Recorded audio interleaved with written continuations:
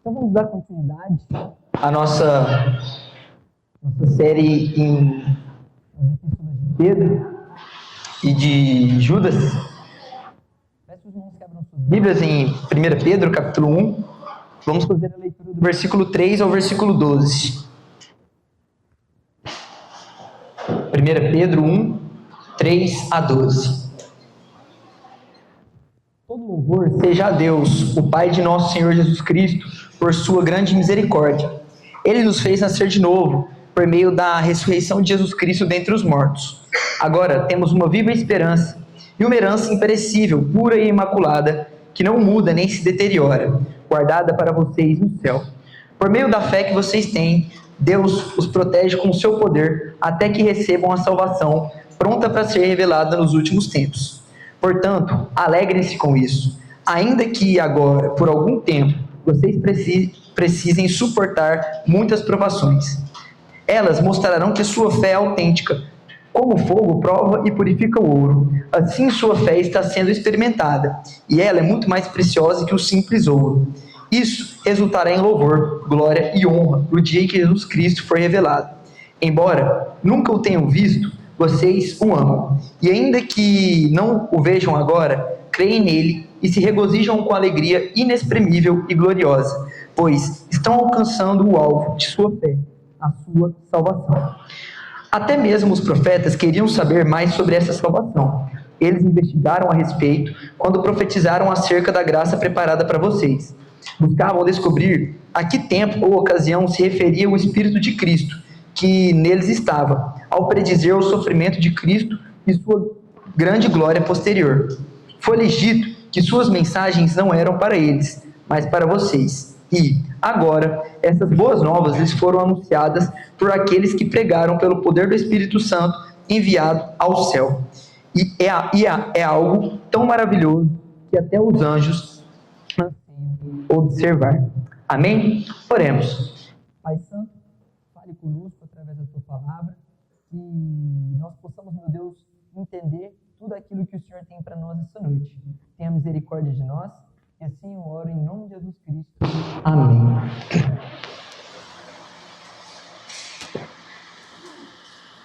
Bom, como o Maicon disse, contextualizando a respeito da Epístola de Pedro, Pedro escreveu para os irmãos que estavam dispersos em Ponto, Galácia, Capadócia, Ásia e Bitínia.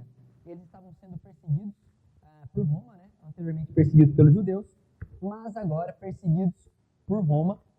E aí Pedro vem escrevendo aquela igreja, fortalecendo, e nesse trecho que nós vamos ler, falando a respeito da salvação, pedindo para que eles se alegrem, porque algo muito bom está preparado para eles, para que eles suportem aquilo pelo qual eles estão passando.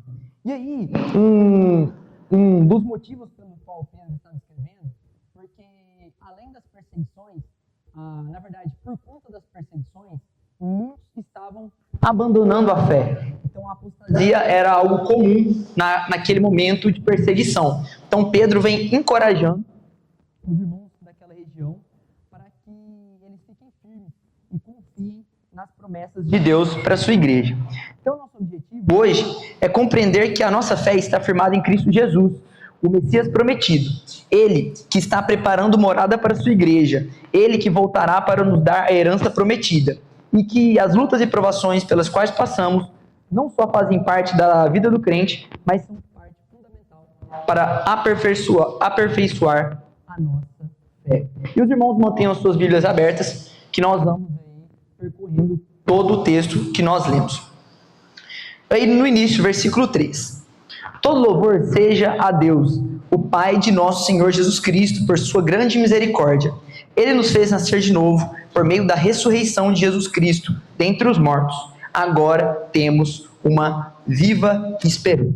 Então, logo após a saudação, Pedro vem glorificando a Deus, vem dizendo todo louvor seja a Deus e Pai. Louvor pelo quê? Por sua grande misericórdia. Então Deus, ele foi misericordioso ao enviar Jesus Cristo.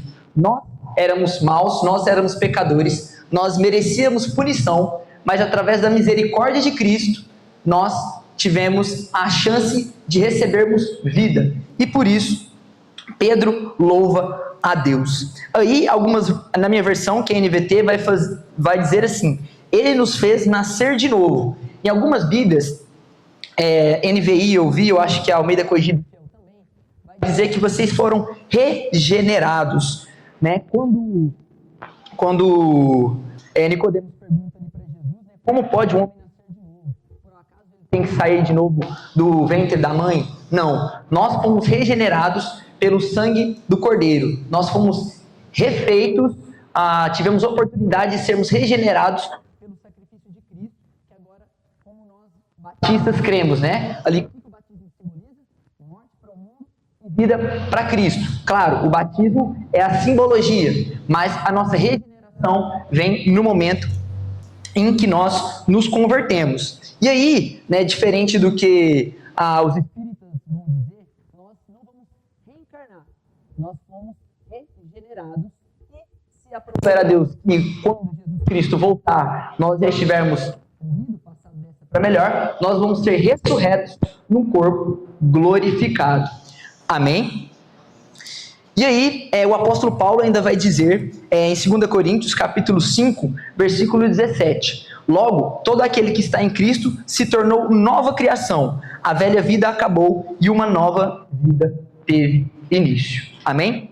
Aí no finalzinho do versículo 13, nós lemos o seguinte: agora temos uma viva esperança. Que esperança é essa? E aí, continuamos no versículo 4.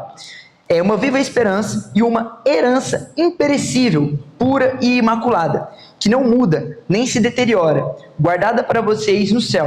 Por meio da fé que vocês têm, Deus os protege com o seu poder, até que recebam essa salvação pronta para ser revelada nos últimos tempos. Quem esteve lá em casa no meu aniversário e a gente também... eu fiz uma pequena reflexão ali, e a gente estava falando sobre a Copa do Mundo. E aí, aqueles que esperavam que o Brasil fosse hexa, que não se concretizou, e eu falei que na reflexão que eu li lá, dizia que não era esperança que o Brasil seria hexa. Isso é uma expectativa. É algo que você espera, mas a esperança em Cristo é uma coisa que não falha. Né? O Brasil falhou. E possivelmente pode falhar por mais e mais Copas. Mas a esperança que nós temos em Cristo, de receber essa herança da qual Pedro está falando, não falhará. Nós podemos ter plena certeza de que nós vamos receber aquilo que Deus nos prometeu. Nós teremos uma vida eterna. A partir de agora, nós fomos regenerados.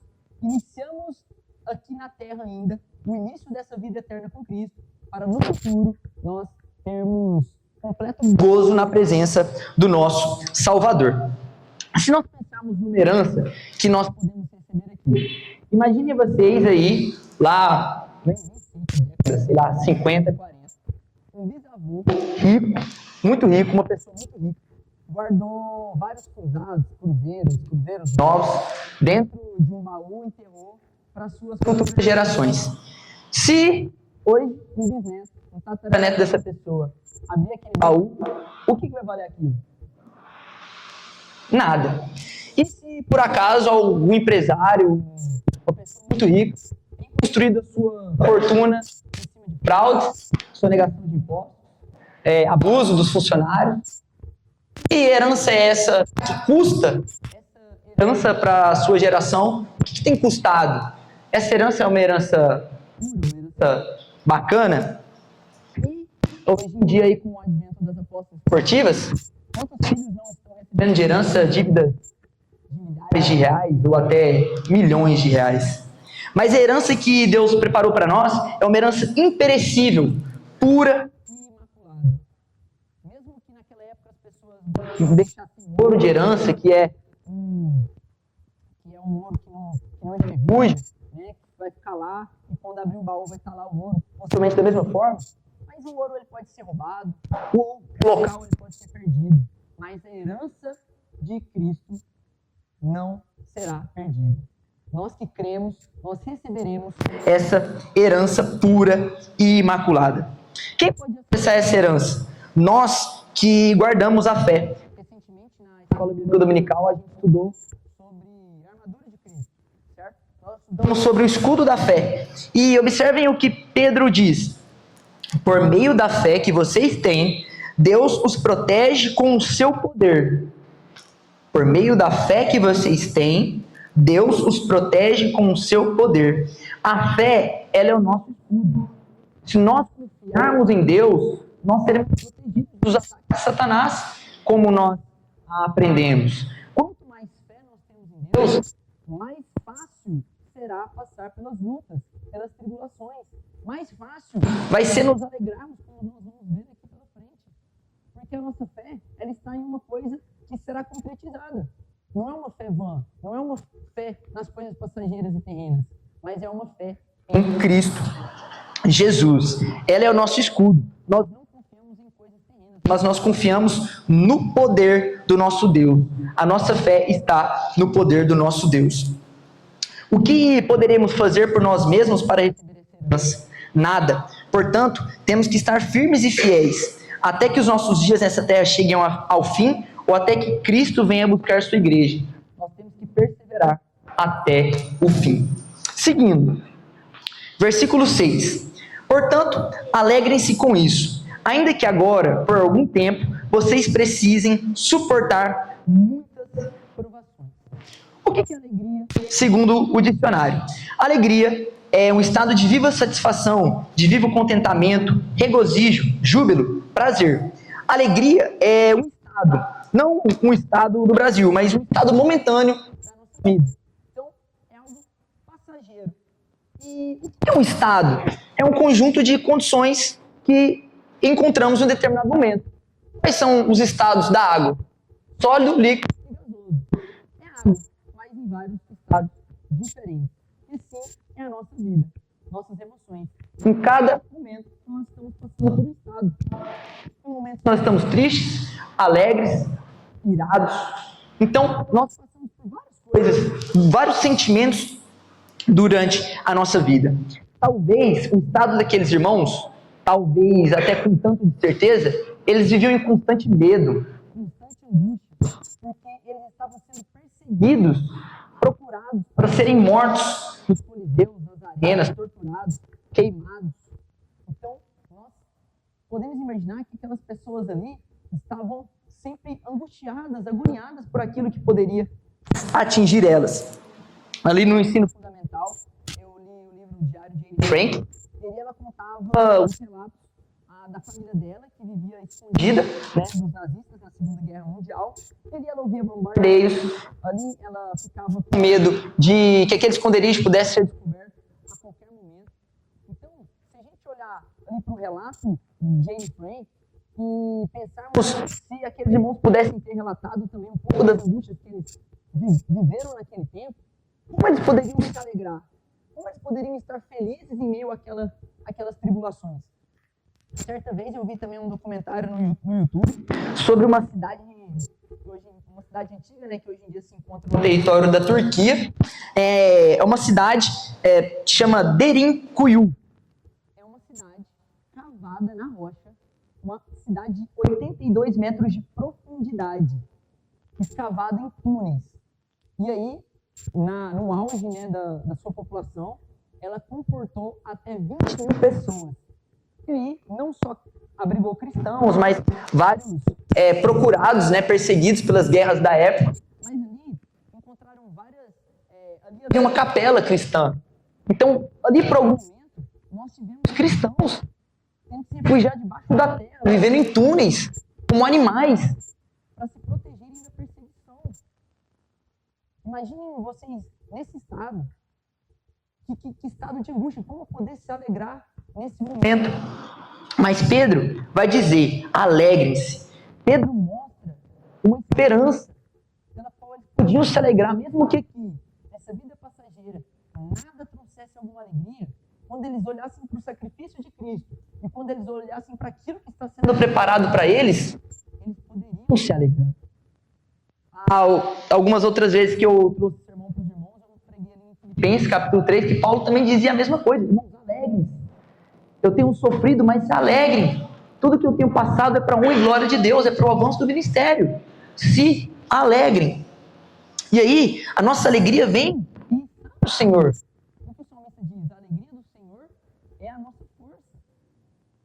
que nos alegrar. O próprio Paulo, quando preso, estava ali louvando a Deus, enquanto era açoitado, enquanto estava algemado. Nós temos que nos alegrar no Senhor, para que a nossa alegria aqui, mesmo que seja passageira, um estado transitório, nós teremos uma alegria completa, repleta, quando recebermos a nossa herança nos céus com Cristo.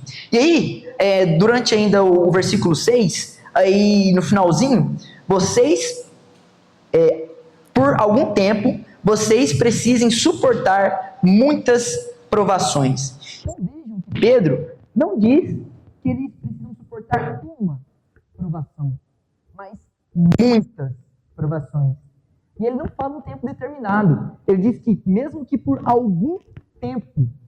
Então, irmãos, não tem tempo as nossas provações, as nossas lutas.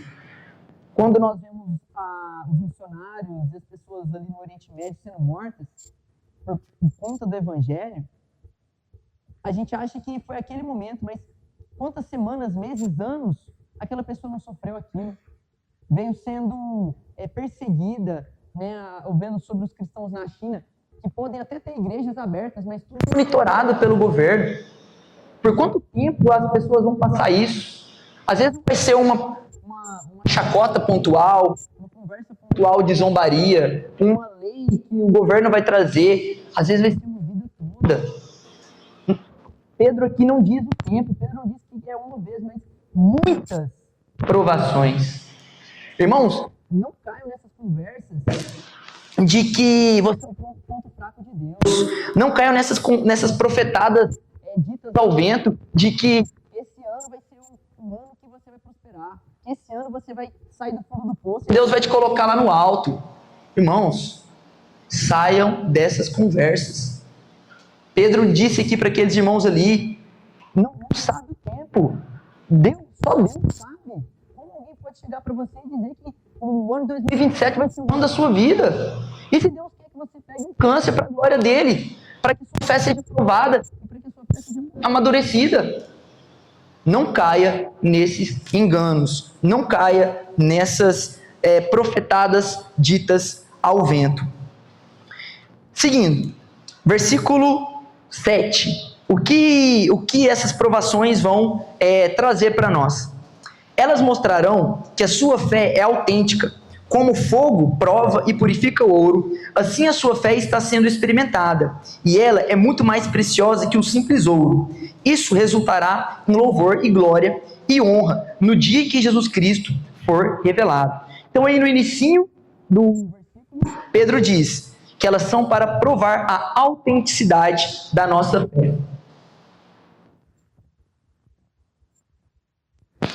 Eu disse no início para os irmãos que Pedro estava escrevendo porque eles estavam combatendo a apostasia, os irmãos abandonarem a fé. E olha o que João vai dizer na sua primeira carta, no capítulo 2, versículo 19. Eles saíram de nosso meio, mas na verdade nunca foram nossos. Do contrário, teriam permanecido conosco. Quando saíram, mostraram que não eram dos nossos. No testemunho, o Joab falou sobre membresia regenerada. Aqui acima nós falamos sobre nascer de novo. Aquele que nasceu de novo realmente é um cristão fiel e verdadeiro, por mais que a perseguição faça com que ele saia por um tempo, se ele for um cristão verdadeiro e fiel, ele retornará. A prova, a autenticidade da nossa fé nos faz voltar para a presença de Deus.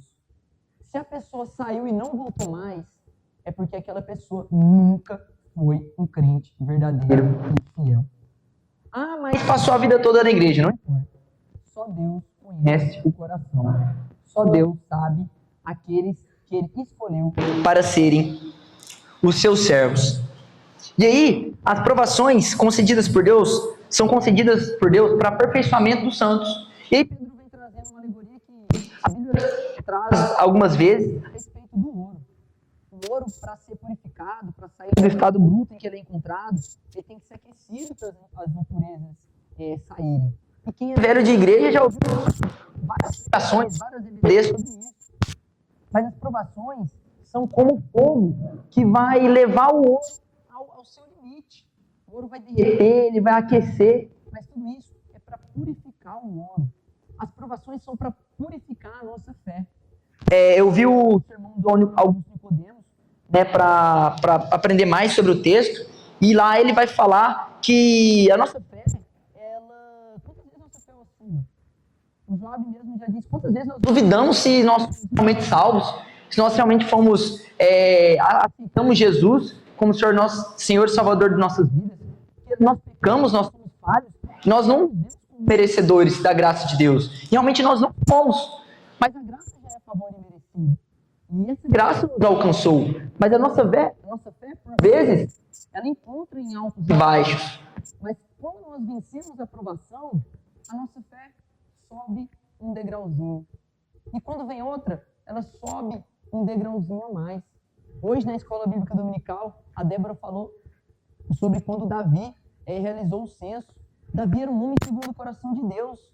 E ele desobedeceu a Deus. Davi, ele adulterou. Olha só, ele não passou na prova. Nós estamos sujeitos a essas mesmas coisas. Deus provou Abraão pedindo seu filho Isaac. Deus provou Jó, permitindo que Satanás tocasse nele.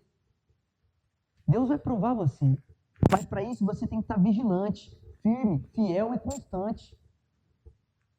Talvez você vá murmurar, talvez você vá se entristecer. Mas confie em Deus. Confie que Ele tem um propósito e que isso vai passar. Isso vai melhorar a sua fé, mas não para engrandecer você, mas para a honra e glória do Deus vivo. Porque Deus transformou homens maus e pecadores em servos, em criaturas regeneradas, para que, quando ele voltar, ele encontre a igreja dele, cada vez mais pura, cada vez mais santa, cada vez mais perfeita. Amém? Versículo 8. Embora nunca o tenham visto, vocês o amam, e ainda que não o vejam agora, creem nele e se regozijam com alegria inexprimível e gloriosa, pois estão alcançando o alvo da sua fé, a sua salvação. Nós cantamos Isaías 53. E nós cantamos, me fugiu a memória? Jesus, Filho de Deus. Irmãos, que maravilha poder cantar isso. Que maravilha poder relembrar o sacrifício de Jesus na cruz. E olha o que Pedro fala. Embora nunca o tenham visto, vocês o amam.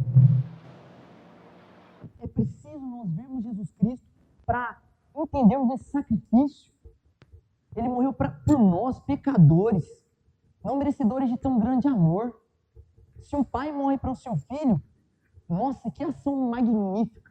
Mas Deus morreu por uma humanidade inteira, perversa, má, horrenda, que só procura satisfazer os desejos do próprio coração.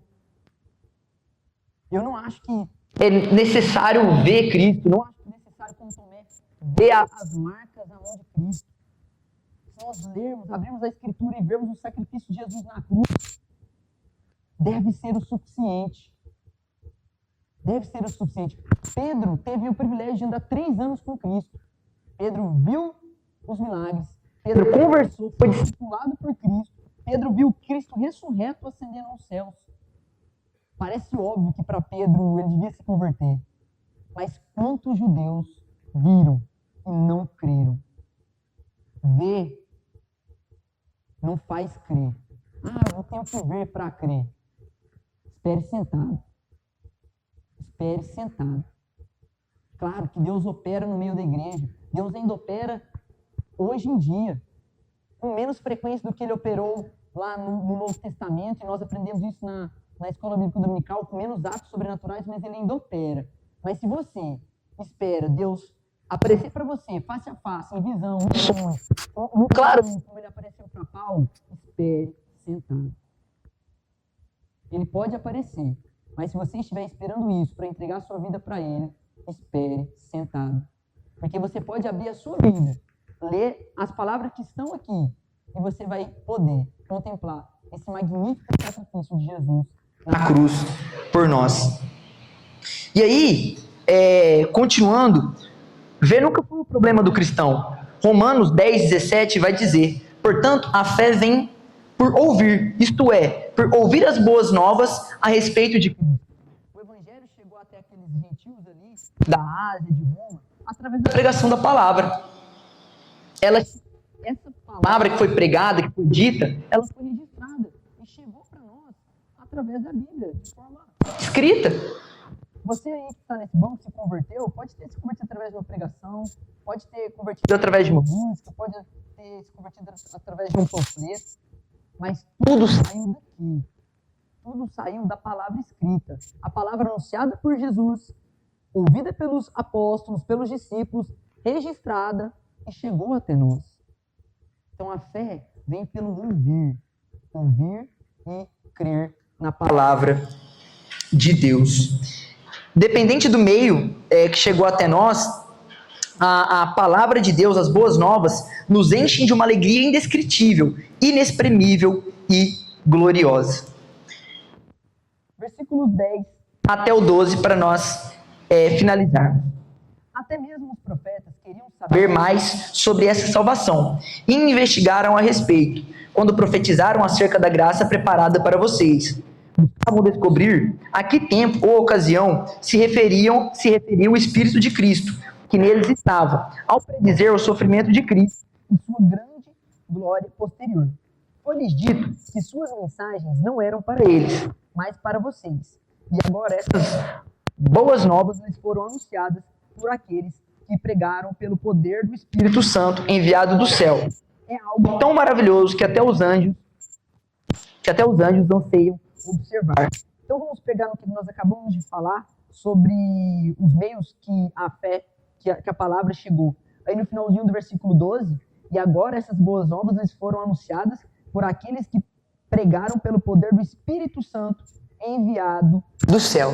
Então o Espírito Santo capacitou os discípulos para anunciarem as boas novas de Jesus Cristo. E o Espírito Santo falou aos profetas para predizerem a vida do Messias, para predizerem o sacrifício vindouro de Cristo. Então, da mesma forma que nós, igreja de hoje, olhamos para frente e aguardamos a segunda vinda de Cristo, que vai vir buscar a sua igreja, os profetas também tinham que exercitar a mesma fé na vinda do Messias, que talvez a visão deles restauraria Israel, livraria ele da opressão dos inimigos, concluiria a obra do reino, concluiria ali, seria o reino definitivo para o povo. Então, os profetas profetizavam aquilo que Deus pedia, mas eles pensavam, Deus, quando isso vai acontecer? Será que vai vir no meu tempo? Será que vai vir daqui a 100 anos, 200 anos? Quando isso vai acontecer? Vejam quantos profetas nós temos, desde os maiores aos menores. Moisés, quando vai escrever lá no Gênesis, nós já temos o proto-evangelho ali. Então, desde aquela época, o evangelho ele foi plantado. A Bíblia, nós aprendemos que toda ela aponta para Cristo, desde Gênesis a Apocalipse. Então, os profetas eles procuravam entender isso. Procuravam entender quando viria isso, quando viria o Messias Salvador. Nós cantamos Isaías 53. Imagina Isaías falando aquilo para o povo, registrando aquilo. Quanto daquilo ele pôde entender? Quanto daquilo Deus deu capacidade, revelou para ele de como seria? E aí nós esperamos. Nós aguardamos em Deus agora a nossa herança. A esperança de que nós teremos um lugar preparado para nós. De que ele vai voltar para buscar a igreja dele. E aí, quando nós olhamos para o Antigo Testamento, e eu acho isso lamentável, que algumas igrejas, alguns ditos cristãos, têm abandonado o Velho Testamento. Porque para eles só importa o que Jesus disse. Se não for aquelas letrinhas vermelhas na Bíblia, não. Tudo da Bíblia é a revelação de Deus.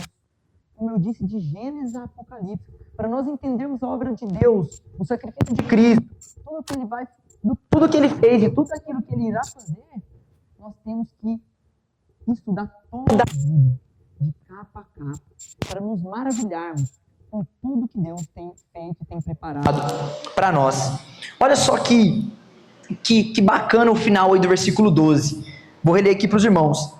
É algo tão maravilhoso que até os anjos anseiam observar.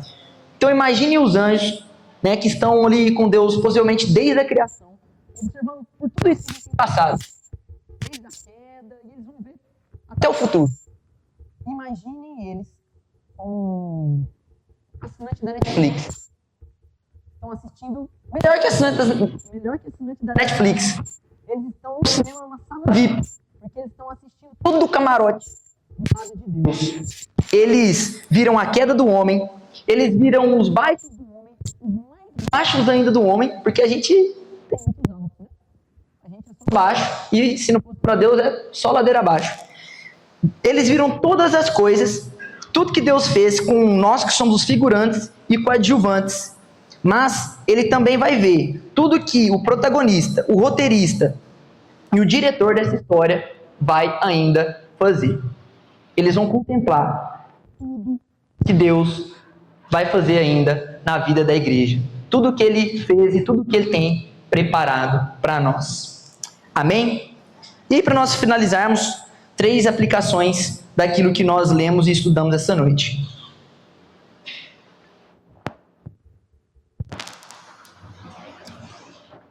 Não desanimemos diante das provações, mas nos alegremos no Senhor. Ele conhece todas as coisas. Ele planejou e está executando toda a obra. Confiemos nele. A provação vai aperfeiçoar a nossa fé. Deus não disse que seria fácil. Então, estejamos prontos para ver com os olhos espirituais para onde Deus quer nos conduzir. 2. Há uma herança nos aguardando. Nós não vivemos por isso ou para isso. Nós vivemos para a glória de Deus. Mas isso nos traz consolo em saber que o nosso Pai nos ama e está nos preparando morada. Não fiquemos presos aos problemas dessa terra, mas olhemos para frente, para o alto, para aquilo que Deus prometeu para aqueles que perseverarem na fé. E 3. Se você não conhece a Deus, se você não conhece esse Deus misericordioso, que nos dá a chance de sermos regenerados e sermos feitos seus filhos, vá atrás de conhecê-lo. Ele se revela através da Escritura, mesmo que você não possa vê-lo fisicamente. Creia que ele existe e que ele recompensa aqueles que o buscam. E se você já conhece esse Cristo, anuncie e pregue. Não deixe que as pessoas lá fora vivam as alegrias passageiras dessa vida e pereçam no inferno. Compartilhemos sobre essa maravilhosa obra salvadora, para que possamos ter mais irmãos com os quais vamos desfrutar a nossa herança eterna. Amém. Oremos. Pai Santo, Deus glorioso, muito obrigado, Senhor, porque o Senhor tem preparado algo maravilhoso para nós. Mesmo não sendo merecedores, o Senhor nos comprou com o teu precioso